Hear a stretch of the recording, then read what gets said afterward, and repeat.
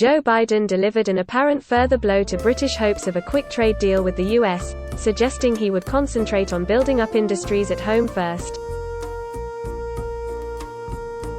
The president-elect echoed the language of Donald Trump, saying he would put America first. "I want to make sure we're going to fight like hell by investing in America first," Mr. Biden said in an interview with the New York Times. "I'm not going to enter any new trade agreement with anybody until we have made major investments here at home and in our workers." His top priority will be getting a generous stimulus package through Congress to counter the economic impact of the pandemic.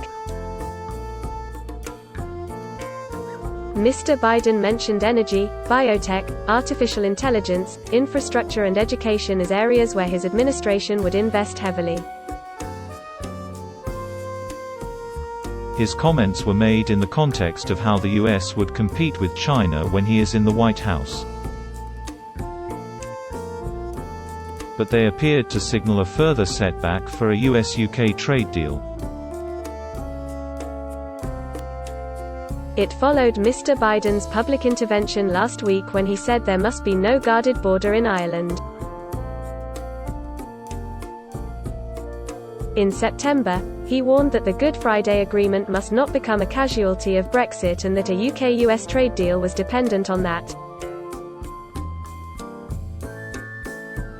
Mr. Biden has been a strident critic of China's human rights record and indicated he will maintain a tough trade posture towards Beijing, including keeping tariffs imposed by Mr. Trump.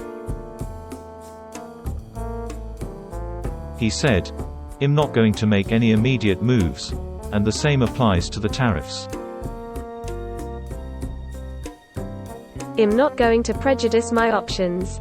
Mr. Biden said he would pursue policies targeting China's abusive practices such as stealing intellectual property, dumping products and illegal subsidies to corporations.